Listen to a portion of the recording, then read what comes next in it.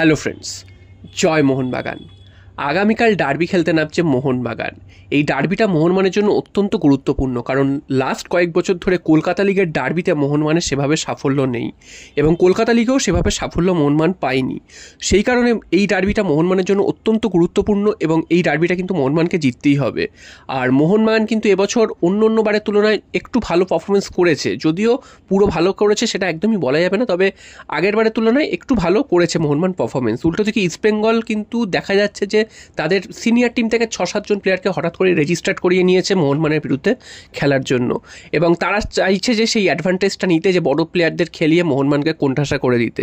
তবে আমাদের যে প্লেয়াররা রয়েছে তাদের উপর আমাদের পূর্ণ আস্থা রয়েছে, তারা কিন্তু এই সীমিত শক্তি নিয়েই কিন্তু এই দলের বিরুদ্ধে খেলবে এবং একটা ভালো পারফরমেন্স আমাদের উপহার দেবে এবং জয় পাবে, আমরা কিন্তু সেটাই আশা করি।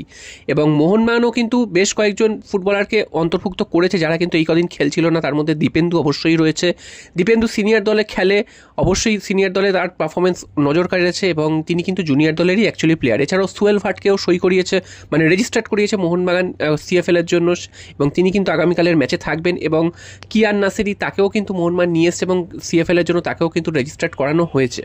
তো সব মিলিয়ে মোহনবাগানের হয়তো সিনিয়র দল থেকে সেভাবে বড় কোনো ফুটবলার নেই, তবে এইসব যারা ফুটবলার তারা কিন্তু জুনিয়র দল থেকেই সিনিয়র দলে গিয়ে ভালো পারফরমেন্স করে নজর কেড়েছেন এবং আবার তারা এই দলে কিন্তু সিএফএলের জন্য তাদেরকে রেজিস্টার্ড করানো হয়েছে। তো আমরা আশা রাখছি মোহনবাগান কিন্তু যথেষ্ট ফাইট দেবে। যদিও ইস্টবেঙ্গল যাদেরকে সই করেছে তারা কিন্তু অলরেডি ডুরান্ড কাপ খেলেছে এবং সিনিয়র দলে তারা কিন্তু সদস্য, তো সেই সব প্লেয়ারদের কিন্তু ইস্টবেঙ্গল খেলাচ্ছে।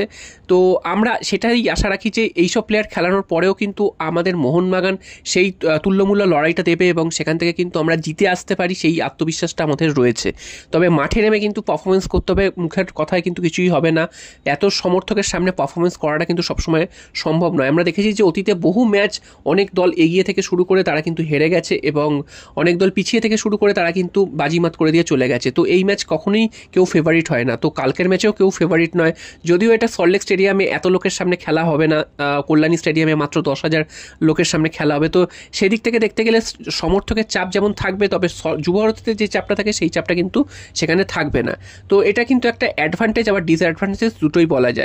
তবে মোহনবাগান প্লেয়াররা সবাই কিন্তু প্রফেশনাল প্লেয়ার, যেখানেই খেলা হোক না কেন, যেই পরিবেশেই খেলা হোক না কেন, মোহনবাগান প্লেয়াররা জিতে আসবে এই আশাটাই আমরা রাখি। তারা তাদের সেরা খেলাটা উপহার দেবে। আর মোহনবাগানকে আমরা দেখেছি যে লাস্ট কয়েকটা ম্যাচে তারা পজিশনাল ফুটবল খেলছে, যদিও অনেকই সমস্যা রয়েছে, পাস টাস ঠিক মতন হচ্ছে না, ঠিকভাবে খেলতে পারছে না, তবুও মোহনবাগানের চেষ্টা রয়েছে পজিশনাল ফুটবল খেলার। আর আমরা দেখেছি যে বৃষ্টি হচ্ছে এই মুহূর্তে সারা পশ্চিমবঙ্গ জুড়ে, তো বৃষ্টিতে কিন্তু এই পজিশনাল ফুটবল খেলাটা একটু চাপের। আর এটা কিন্তু সল্টলেক স্টেডিয়ামে খেলা হচ্ছে না যে মাঠ পুরো ভালো থাকবে। হ্যাঁ, কল্যাণীর মাঠ যথেষ্ট ভালো মাঠ, সেখানে বৃষ্টি হলে বল কতটা রোল করবে বা ঠিকভাবে কতটা যাবে সেটাও কিন্তু একটা বিষয়। তো যেটা শুনলাম ডেই কার্ডোজও বলেছে যদি পজিশনাল ফুটবল খেলা সম্ভব না হয় সেক্ষেত্রে কিন্তু প্ল্যান বি রেডি রাখতে হবে যাতে তারা ডাইরেক্ট ফুটবল খেলতে পারে। এবং ইস্টবেঙ্গল কিন্তু শেষ কয়েকটা ম্যাচে কিন্তু খুব একটা ভালো পারফরমেন্স করেনি। প্রথমটা শুরুটা ভালো করেছিল, তারপর কিন্তু তারা বেশ কয়েকটা ড্র করেছে এবং লাস্ট ম্যাচটা হেরে গেছে, তাদের পারফরমেন্সও কিন্তু ভালো নয় এবং ইস্টবেঙ্গল রক্ষণও কিন্তু খুব একটা ভালো নয়। তো মোহনবাগানকে এই দিকটা নজর রাখতে হবে, ইস্টবেঙ্গলের রক্ষণ ভালো নয়, সেই সুযোগটা কাজে লাগিয়ে কিন্তু আমাদের গোল তুলে নিতে হবে। এবং মোহনবাগানেরও কিন্তু বেশ কয়েকটা উইকনেস রয়েছে, সেই উইকনেসগুলোকে ঢাকতে হবে।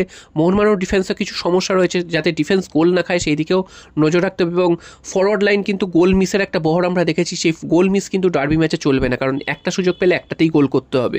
এবং তোমাদের যেটা প্রথমেই বললাম যে লাস্ট কয়েক বছর ধরে সিএফএল এ মোহনবাগান কিন্তু একদম ভালো পারফরমেন্স করছে না, তো এবার সুযোগ আসছে যে সিএফএল একটা ভালো পারফরমেন্স করে দেখানোর। এবং ডার্বি ম্যাচও কিন্তু সিএফএল এ অনেক দিন মোহনবাগান জেতেনি, কলকাতা লিগের ডার্বি ম্যাচ, তো সেখানেও কিন্তু সুযোগ আছে ইস্টবেঙ্গলের বিরুদ্ধে প্রতিশোধ নেওয়ার। গত বছর আমাদের 2-1 গোলে হারিয়ে দিয়েছিল ইস্টবেঙ্গল, এবার কিন্তু আমরা ঘুরে দাঁড়াবো এবং ইস্টবেঙ্গলকে হারাবো সেই আশাটাই রাখি। তো দেখা যাক আগামীকালের ম্যাচ কি হয়, আশা করছি মোহনবাগান জিতবে এবং ডার্বিতে কিন্তু আমাদেরই জয় হবে। 3 পয়েন্ট নিয়ে কিন্তু আরও একটু এগিয়ে